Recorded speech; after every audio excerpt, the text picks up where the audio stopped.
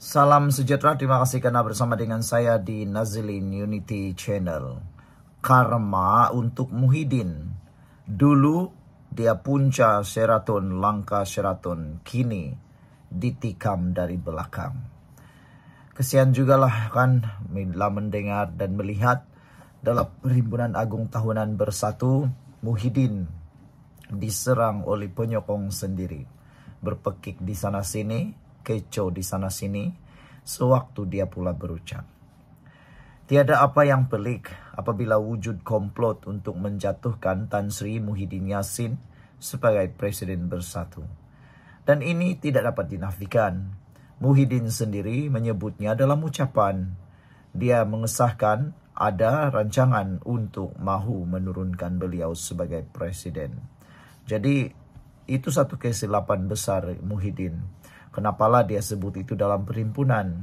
Mungkinkah dia sebenarnya sakit hati sampai nak supaya orang tahu yang memang ada gerakan? Tapi itulah, kita kata menurut laporan ini, tiada apa yang pelik apabila wujud komplot untuk menjatuhkan Tan Sri Muhyiddin Yassin sebagai Presiden Bersatu. Adakah ini adalah karma untuk Muhyiddin?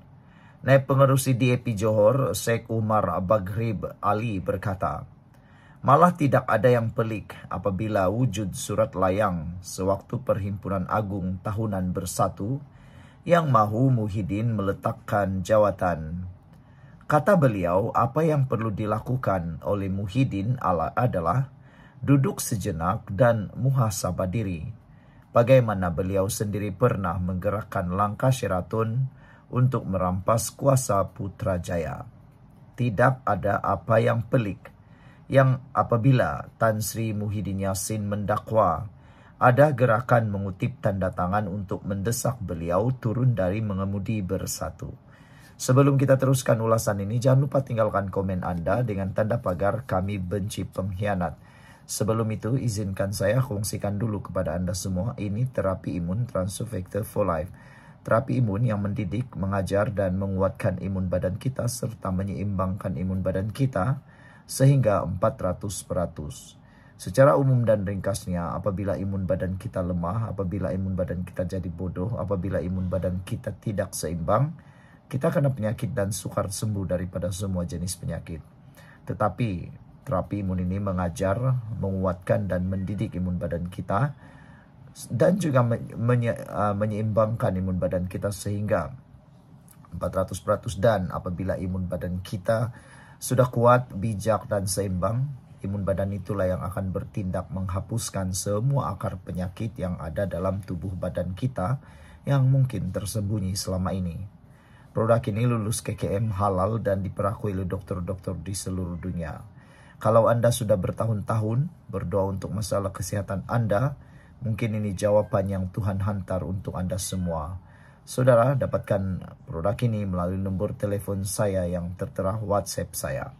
Saudara-saudara sekalian, tiada yang pelik apabila seolah-olah ada komplot digerakkan bagi menjatuhkan Muhyiddin dalam parti. Tidak perlu terkejut apabila 120 ketua bahagian Bersatu mengemukakan SD mahu Muhyiddin berundur. Muhyiddin hanya perlu duduk sejenak, mengimbau dan muhasabah diri. Bagaimana langkah Sheraton yang beliau turut sama gerakan sehingga berlaku rampasan kuasa pada Mac tahun 2020. Sedangkan beliau sendiri sebahagian dari kerajaan yang dibentuk pada tahun 2018 itu. Katanya dalam satu kenyataan hari ini. Sheikh Umar berkata dalam keadaan pengerusi Perikatan Nasional PN itu sanggup menikam rakan sendiri yang sama-sama berjuang pada pilihan raya umum ke 2018, mana mungkin beliau boleh selamat daripada pisau tersembunyi di belakang tangan rakan-rakan Bersatu, katanya. Apatah lagi katanya, rakan-rakan Muhyiddin semuanya mempunyai rekod membawa lari sokongan ahli parlimen sehingga sanggup mengkhianati parti. Setakat memangkas presiden sendiri, apalah sangat, kata beliau. Sedangkan menghancurkan kerajaan pun dapat, apakan pula memangkas presiden sendiri. Setiap tindakan kita akan dibalas. Jika bukan hari ini, mungkin esok, mungkin lusa. Jika bukan sekarang, lambat laun akan sampai masanya. Buat baik dibalas baik, buat jahat dibalas jahat, katanya. Setengah orang menyebut ini sebagai karma, katanya lagi. Perhimpunan Bersatu pada Sabtu lalu kecoh apabila Muhyiddin mendakwa ada komplot mengumpul tanda tangan termasuk SD bagi menjatuhkannya sebagai presiden. Keadaan menjadi tegang apabila ada perwakilan melaungkan turun Tan Sri sebagai reaksi terhadap ucapan Muhyiddin. Media melaporkan lebih 120 ketua bahagian telah menandatangani SD, mendesak Muhyiddin menyerahkan tampuk kepimpinan parti kepada penggantinya. Malah dakwanya majoriti pemimpin akar umbi juga tidak bersetuju dengan usul menamakan Muhyiddin sebagai calon Perdana Menteri. Sekian untuk kali ini. Jangan lupa tinggalkan komen Anda dengan tanda pagar kami benci pengkhianat. Jumpa lagi. Bye-bye. Salam sejahtera. Terima kasih kerana bersama dengan saya di Nazilin Unity Channel. SPRM rampas 170 juta ringgit dari Ismail Sabri Yaakob ulang semula kepada kerajaan. Wow, ini betul-betul mengejutkan kita semua. Kalau orang kata duit yang ada itu hanya igawan ataupun ciptaan semata-mata, itu semua kini semakin jelas bohong. Memang betul ada wang tunai 170 juta ringgit. Ya, didakwa milik Ismail Sabri Yaakob, tapi disimpan oleh atau di rumah lain. Apabila SPRM membuat tuntutan, akhirnya tidak ada bantahan dan disahkan hari ini. SPRM telah pun merampas 170 juta ringgit daripada Ismail Sabri Yaakob itu dan uang tersebut pulang semula kepada kerajaan. Kalau tidak dijumpai 170 juta itu, pergi mana uang itu? Itu yang menjadi tanda tanya ramai orang. Amatlah mengecewakan ramai netizen rakyat Malaysia apabila kita mengetahui jumlah uang yang begini besar boleh berada di dalam tangan seseorang, apalagi ianya seorang bekas Perdana Menteri. Adakah memang mudah untuk menyakau uang negara ini? Itu antara persoalan yang mula timbul dalam hati, pemikiran dan perbualan netizen. Sampai semudah inikah uang negara disakau, kata mereka. Jumlahnya bukan kecil, tapi bernilai ratusan juta. Kalau 100.000, 1 juta, masih bolehlah kita terima, kata netizen. Ini sehingga 170 juta ringgit berada di tangan seseorang dan kini disahkan pula telah dikembalikan kepada kerajaan. Uang ini kalau digunakan untuk membina beberapa buah hospital atau sekolah, amatlah berharga buat negara dan rakyat. Tapi sebelum itu, izinkan saya dulu untuk kongsikan kepada Anda semua, ini terapi imun Transofector for Life. Terapi imun yang meningkatkan daya imun badan kita sehingga 400%. Secara umum dan ringkasnya, apabila imun badan kita lemah, apabila imun badan kita jadi bodoh, apabila imun badan kita tidak seimbang dan tidak berfungsi dengan baik, kita kena penyakit dan tidak sembuh-sembuh daripada semua jenis penyakit.